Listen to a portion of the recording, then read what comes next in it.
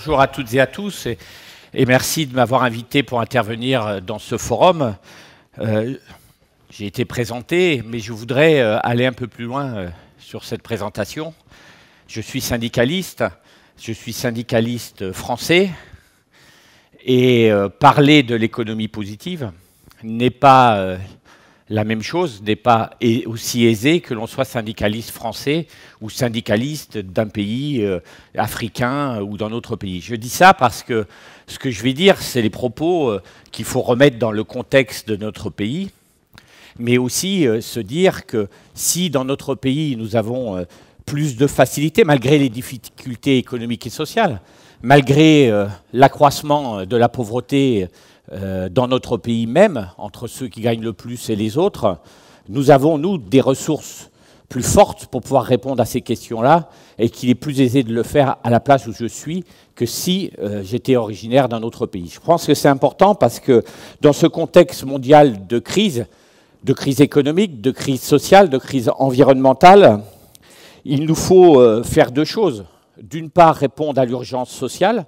L'urgence sociale, c'est les difficultés que rencontrent les salariés aujourd'hui, et on le voit quotidiennement dans notre pays, mais aussi préparer l'avenir avec un double objectif. Le premier objectif, c'est de préserver la planète, et le deuxième, qui est, je dirais, le plus important, assurer le bien-être des individus qui vivent sur cette planète.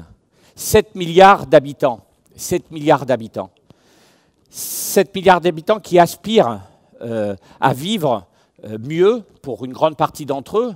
Et si ces 7 milliards d'habitants souhaitent vivre avec les standards de consommation, les standards de vie que nous avons, nous, ici en Europe, eh bien, tout simplement, ce n'est pas possible.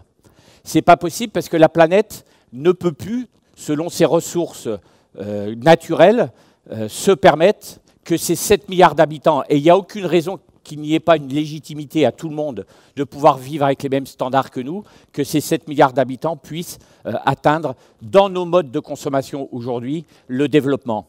Ce qui veut dire qu'on a un problème redoutable à régler et à répondre, faire en sorte que tout le monde participe, je dirais, au développement et accès à la consommation, mais en sachant qu'il faut changer beaucoup de choses. Et pour ça, on a une question centrale, comment bâtir un nouveau modèle de développement capable de conjuguer d'une manière efficace, d'une manière juste, d'une manière durable, les objectifs économiques, économie positive, mais aussi des objectifs environnementaux, la protection de la planète, et évidemment, je suis syndicaliste, les objectifs sociaux. Donc dans ce cadre, il nous faut repenser et déployer une économie au service de l'intérêt général. Et quand je dis au service de l'intérêt général, c'est remettre l'homme au cœur de la société et au cœur des objectifs que l'on se donne. Nous sommes citoyens du monde, nous sommes consommateurs dans notre pays et nous sommes travailleurs dans notre entreprise, dans notre administration. Donc c'est bien l'homme, citoyen, consommateur, travailleur, qui est au centre de toutes ces transitions.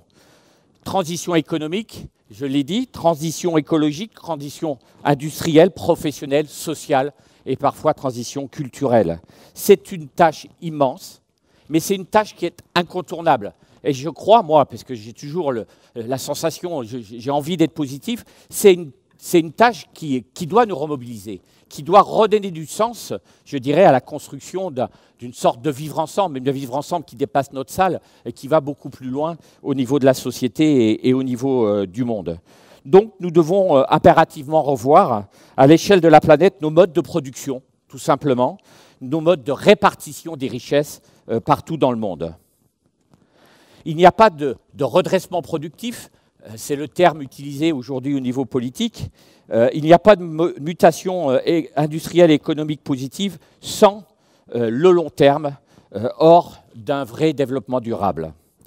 Ce que je vous dis là, la CFDT le dit depuis les années 70. Les années 70, on avait fait un livre, alors c'est pas moi, hein, c'était les anciens, moi à l'époque j'étais encore au lycée, qui s'appelait Les dégâts du progrès. Et à l'époque déjà, on se disait le progrès est un élément positif, mais le progrès provoque des dégâts environnementaux, des dégâts sociaux, je ne reviens pas, je l'ai déjà dit. Et à l'époque, on parlait d'utopie mobilisatrice. Et je vous propose aujourd'hui que cette utopie mobilisatrice soit encore celle qui nous mobilise aujourd'hui. Particulièrement, je pense que l'entreprise, face à cette évolution, et j'y viens, et c'est mon rôle de syndicaliste, est au cœur de toutes ces évolutions. En particulier, l'entreprise est ce qu'on appelle ses parties prenantes. Ces parties prenantes, c'est l'entreprise, mais aussi en amont, tous les sous-traitants qui travaillent pour l'entreprise, qui participent à la création de ces richesses, mais aussi en aval, les consommateurs en particulier. Et à côté de politiques publiques qui peuvent être volontaristes, que nous acceptons comme telles, la responsabilité sociale de l'entreprise est un levier majeur et fondamental dans le développement durable. Il s'agit donc, pour moi, syndicaliste, de repenser la relation entre l'entreprise et ses salariés, mais tout autant la relation entre l'entreprise et son écosystème. Je le disais tout à l'heure, son écosystème, au-delà de ses sous-traitants, au-delà de ses consommateurs, c'est aussi, on le voit bien ici, une ville comme Le Havre, c'est aussi les personnes qui vivent autour de l'entreprise. Et pour cela, il faut affronter les véritables enjeux. La priorité, c'est de remettre la dimension humaine, remettre une dimension humaine au travail et remettre l'individu au cœur de l'entreprise, redonner du sens au travail. Redonner du sens au travail, ça peut paraître anecdotique, mais Jacques Attali, tout à l'heure, parlait des objectifs financiers d'une entreprise. Et aujourd'hui, le salarié se pose parfois des questions. Quel est le sens de mon travail? Est-ce que c'est de fournir des résultats financiers à l'entreprise ou c'est de construire un objet ou de fournir un service à la population? Et il est vrai que beaucoup de salariés aujourd'hui doutent de cette réalité, en particulier quand l'on voit certaines restructurations, à des fins d'ailleurs strictement financières, ce qui n'est pas le cas de toutes. Donc le travail reste central. Le travail reste central parce que c'est aussi celui-là qui conditionne l'accès pour beaucoup à de la protection sociale et à beaucoup de droits sociaux. Mais surtout, et je pense que c'est important, c'est le cœur de l'intégration sociale, c'est le cœur de l'émancipation. Et donner, je dirais, des standards de vie agréables à la population, c'est aussi permettre aux salariés de s'émanciper au travail. Trop souvent, ils vivent sous la pression du court terme, performance individuelle, outrance et diktat du chiffre. J'ai entendu aussi ce qui était dit tout à l'heure, c'est... comment dirais-je, l'individu, la réussite de l'individu passe par le collectif. Or, regardons comment fonctionnent nos entreprises. C'est l'évaluation des performances individuelles qui fait la reconnaissance du salarié. C'est jamais l'évaluation des performances collectives qui font, je dirais, le positif dans l'organisation du travail. Donc, comment imaginer une société où on sait que la réussite, le bonheur passe d'une façon incontournable par la réussite collective, alors que tous nos standards d'évaluation quasiment dans l'entreprise sont des standards individuels. Donc on voit bien qu'il y a, je dirais, un écart entre ce qui est souhaitable et ce qui est fait actuellement. Symptôme inquiétant, les ressources humaines sont devenues, dans beaucoup d'entreprises, une fonction support dans les organigrammes des entreprises. Je me rappelle un interview d'un grand patron français, je ne citerai pas ici, dans un interview après une difficulté dans l'entreprise, il faisait un vrai mea culpa sur le fonctionnement de son entreprise et il disait « J'ai bien réfléchi, il faut qu'on ramène les fonctions support au cœur de l'entreprise ». Et il citait dans les fonctions support la fonction achat et la fonction ressources humaines. Constat terrifiant, dans une entreprise, quand les ressources humaines, c'est-à-dire la gestion des ressources humaines, la gestion des hommes et des femmes deviennent des fonctions support, on peut se poser la question si cette entreprise qui a une image sociale forte a vraiment conscience de ce que c'est le développement social d'une entreprise. J'ai découvert récemment une entreprise de l'informatique qui délocalisait une partie de sa gestion des ressources humaines. La paye, la gestion des arrêts maladie sont délocalisés à 10 000 km de l'entreprise. Donc comment réussir ce vivre ensemble dans l'entreprise lorsque cette fonction ressources humaines des simples supports comme quelque chose, je dirais, qui n'appartiendrait plus totalement à l'entreprise. Et on voit bien que beaucoup d'entreprises sont convaincues qu'il faut évoluer sur ce sujet-là. Parce que beaucoup d'entreprises voient bien qu'il y a aussi un coût économique à cette difficulté de manque de dialogue et de manque de réunion, je dirais, au niveau humain. Et on voit bien que dans notre pays, le cas de France Télécom, avec les drames qu'il y a eu au niveau, je dirais, des suicides d'une partie des salariés, cette entreprise, non seulement était en grande difficulté au niveau social, mais était aussi en difficulté au niveau économique, parce qu'inévitablement, il y avait une forme de rejet collectif qui se faisait vis-à-vis de cette entreprise. Heureusement, nous n'en sommes plus là, en tout cas plus totalement par là. Donc prendre en compte les facteurs humains, ça passe d'abord par l'écoute et la participation des salariés aux décisions, des orientations stratégiques de l'entreprise. Et c'est une façon aussi de redonner du sens à l'avenir de l'entreprise. C'est garantir la transparence sur la place stratégique de l'entreprise. J'ai entendu ce matin que ADS allait peut-être fusionner avec une entreprise anglaise. Et à la question du ministre, mais qu'est-ce que vous avez à en dire? J'ai rien à en dire. Au niveau stratégique, je ne peux pas parler. Mais imaginez les 100, 200, 300 000 salariés de ces entreprises.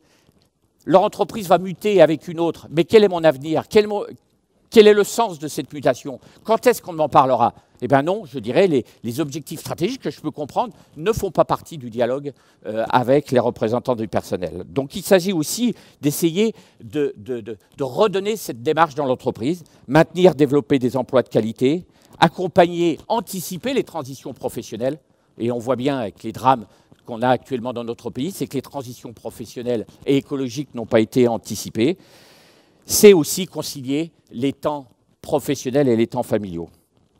Cette démarche, évidemment, va de pair avec une réorganisation du travail. Je passerai sur cette réorganisation du travail, j'en ai déjà parlé tout à l'heure. C'est en quelque sorte l'objectif d'une partie des négociations qui s'ouvrent dans notre pays pour que la performance sociale redevienne un élément à part entière de la compétitivité des entreprises. Donc, la qualité des informations fournies, la transparence sur les enjeux stratégiques, les nouveaux modes de gouvernance doivent permettre de confronter les intérêts et de trouver des compromis utiles. Parce que pour faire évoluer une entreprise humaine, inévitablement, il faut savoir construire des compromis utiles à l'entreprise, évidemment, mais bien évidemment, pour moi, utiles aux salariés. Cette problématique est au cœur du débat dans notre pays sur les mutations industrielles et la compétitivité de notre entreprise. Dans ces mutations, la responsabilité sociale des entreprises est posée. Elle est double. Je prends l'exemple de Peugeot, sans rentrer sur le fond de cet exemple qui nous préoccupe aujourd'hui. Aulnay, on parle beaucoup de cette entreprise. C'est une entreprise qui a été construite de toutes pièces dans un secteur, je dirais, urbain, où on a construit autour des bâtiments et des cités. On a fait venir spécifiquement pour travailler des entreprises, des salariés du Maroc, pour travailler là, dans cette entreprise. Il faut regarder les noms des personnes qui s'expriment à la télévision. Ces salariés sont partis à la retraite. Ce sont leurs enfants qui aujourd'hui travaillent dans l'entreprise, qui habitent dans la cité d'à côté. Donc la responsabilité sociale de cette entreprise, elle est effectivement sur l'avenir du site, l'avenir de ses salariés. Mais j'ai envie de dire, c'est un droit de suite. Est-ce qu'elle a travaillé à l'intégration dans notre pays des salariés qu'ils ont embauchés? Et quelle est sa responsabilité sociale, y compris vis-à-vis des enfants de ces salariés qui sont venus dans notre pays, qui aujourd'hui sont français et qui vont se retrouver dans une grande difficulté? Donc, l'entreprise est comptable, je dirais, dans sa responsabilité sur tous ceux qui participent à la création de sa valeur ajoutée. Les salariés de l'entreprise, j'ai dit les sous-traitants, mais aussi autour dans la cité. Donc tous ces salariés, je parle de la France, mais au niveau international, doivent bénéficier d'un travail décent. C'est une volonté de la Confédération syndicale internationale, mais aussi, et je pense que les entreprises françaises internationales doivent aussi, qui travaillent à l'étranger, travailler sur l'accès à la protection sociale. Michelle Bachelet, la présidente du Chili, l'ancienne présidente du Chili, a fait un rapport pour l'Organisation internationale du travail pour l'accès à une protection sociale minimum, d'une façon sociale évidemment, mais aussi un travailleur en bonne santé et de toute façon un travailleur aussi qui, dans son dynamisme, amène un plus à l'entreprise. Alors pour conclure, je voudrais donner 3 pistes pour compléter les pistes que Jacques Attali a à donner tout à l'heure. 3 pistes qui sont aussi en partie dans ce qui veut bien dire. D'une part, inciter les investisseurs, donc ceux qui ont les fonds financiers, à financer des entreprises qui s'engagent dans ce respect des droits sociaux. Et pourquoi pas, ce serait encore plus positif, dans le respect des contraintes environnementales, ce qu'on appelle l'investissement socialement responsable. Et là, une expérience qui se déroule actuellement en France, qui a été mise en place par 4 organisations syndicales. On parle déjà souvent en France, les syndicats ne s'entendent pas, mais 4 organisations syndicales, la CGT, la CGC, la CFTC, la CFDT, ont créé ce qu'on appelle un comité intersyndical de l'épargne salariale. Ce comité intersyndical, il est fait pour que les milliards d'euros d'épargne salariale qui sont dans les entreprises soient orientés vers des fonds d'investissement responsable. C'est-à-dire que nous, on exige salariés que notre argent de l'épargne salariale, qui est une épargne retraite, soit orienté vers des entreprises qui respectent les normes sociales en France et à l'étranger. Si on arrive à développer ce système-là au niveau international, et je sais que beaucoup y travaillent, je pense qu'on aura un levier, y compris un levier syndical pour construire cette économie positive. Deuxième élément, imposer en parallèle de la notation financière une notation sociale. Je pense que c'est un élément important. La notation financière n'est pas le bon juge pour juger le vrai dynamisme d'une entreprise. La notation sociale me semble aussi pertinente pour pouvoir le faire. Et enfin, troisième chose, c'est une contrainte que nous proposons pour les chefs d'entreprise, que leur rémunération, en partie, soit aussi orientée en fonction des résultats sociaux de l'entreprise. Les chefs d'entreprise sont trop payés, alors trop payés, je vous laisse juger, sont payés quasiment exclusivement en fonction des résultats financiers de l'entreprise. Ils devraient être en partie payés en fonction des résultats sociaux. Et que ces résultats sociaux doivent être soumis au dialogue de l'entreprise. C'est-à-dire le bien-être au travail des salariés se mesure et doit aussi être un élément de la rémunération des dirigeants, au niveau des dirigeants d'entreprise, mais aussi au niveau des différents niveaux de l'entreprise. Donc pour conclure cette intervention, je voudrais dire que j'ai commencé en disant on est en France. Oui, c'est bien. J'entendais ce matin une petite critique, un ministre qui disait je préférerais qu'il ferme l'usine à Madrid plutôt qu'il ferme l'usine à Houlday. Ça m'a fait sursauter.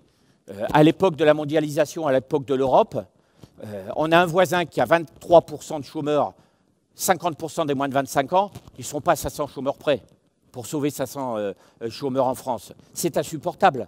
La France ne réussira à peser sur l'économie positive que si on a un projet européen. J'ai des camarades syndicalistes européens qui vont intervenir aujourd'hui et demain, portugais, belges, la secrétaire générale de la Confédération européenne des syndicats. Le modèle social européen doit être, je dirais, partie prenante de cette économie positive. Et de cette façon-là, je crois que nous aurons peut-être plus de force dans le monde pour imposer cette économie, une économie positive avec, mais surtout pour ses salariés. Je vous remercie.